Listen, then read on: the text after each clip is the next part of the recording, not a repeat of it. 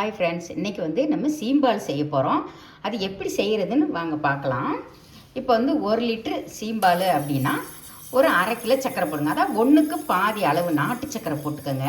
நாட்டு சர்க்கரை போடுறது ரொம்ப ஹெல்த்தியும் கூட இல்லையா, அதனால தான். வெள்ளை சர்க்கரை போடுறதுனாலும் போட்டுக்கலாம், அது உங்கள் விருப்பம்தான். இப்போ சர்க்கரையை போட்டு கலந்துக்கலாம். அப்புறம் ஏலக்காய் சுக்கு 2ம் இடித்து போட்டுருங்க. இடித்து போட்டு அதையும் போட்டு கலந்துக்கலாம். நாட்டு சர்க்கரை, பால், ஏலக்காய், சுக்கு இதெல்லாம் சேர்த்து போட்டு மிக்ஸ் பண்ணுங்கள். ஒன்றா கலந்தாச்சு. இப்போ நம்ம எந்த பாத்திரத்தில் வைக்கிறோமோ அதில் இதை வடிகட்டிக்கலாம். ஏன்னா நாட்டு சர்க்கரையில் ஏதாவது மண் தூசி இருக்கும் இல்லையா, அதனால்.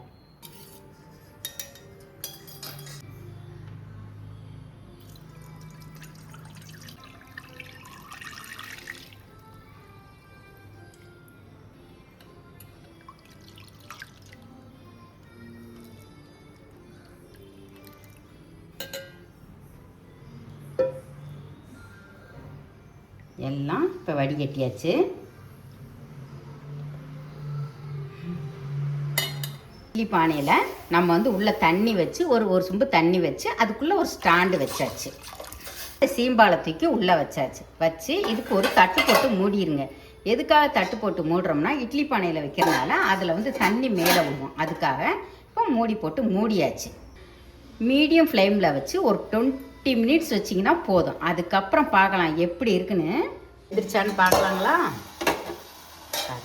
இந்த தட்டு போட்டு மூடுறது வந்து தண்ணி உள்ளே விழாமல் இருக்கிறதுக்காக ஒரு நைஃபு இல்லை ஏதாவது ஒன்று குத்தி பாருங்கள். குத்தி பார்த்து ஒட்டலை அப்படின்னா வெந்துருச்சுன்னு அர்த்தம்.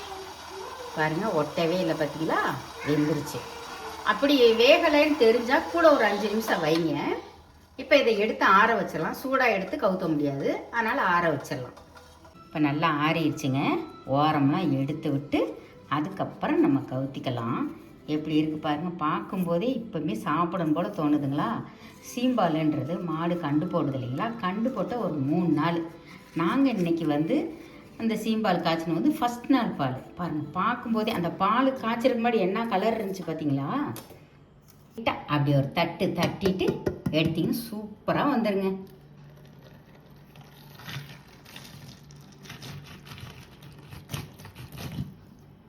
வாவ், சூப்பராக இருக்குங்க.